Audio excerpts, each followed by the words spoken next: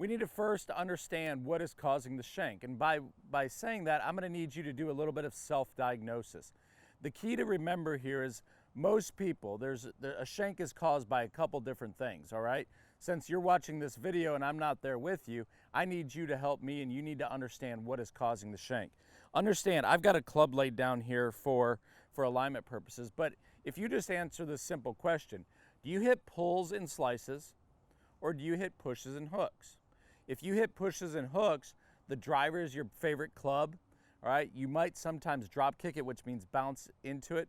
If you hit pulls and slices, you like the short irons. The driver is usually the worst club. You might even have that little scuff mark on the top of your driver, which we refer to as the idiot mark.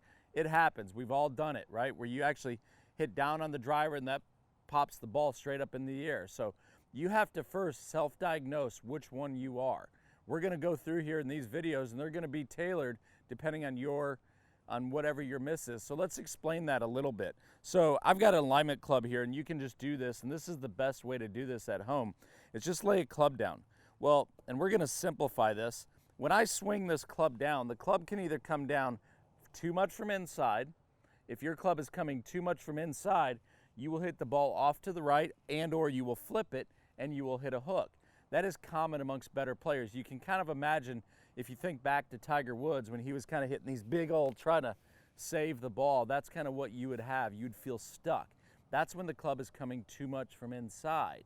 If you are coming from outside in, if the club was coming this direction, all right, the ball would start left and usually curve to the right. So understand first and foremost.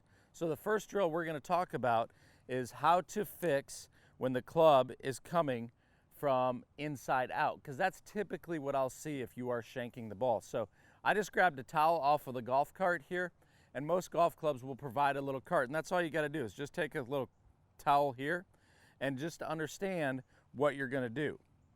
So what we're going to first do is this. We're going to place this club or this towel just on the inside of this ball like this. If I have the club coming too much from inside, I will hit this towel.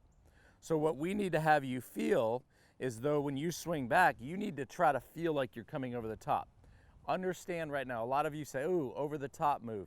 That is scary because, again, what most people think they do is they come over the top, and that's what hits the bad shots. Understand, if you are shanking it, and you are shanking it because the club is too much from inside, this is what you need. You need that feel. This is what Tiger was doing. A lot of times, you know, he would practice this over the top move.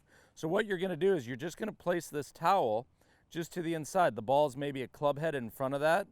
And all you're going to feel is as you go up, you're going to have to feel like you come over the top and or swing into your left hip pocket. If I do this correctly, I won't hit this towel.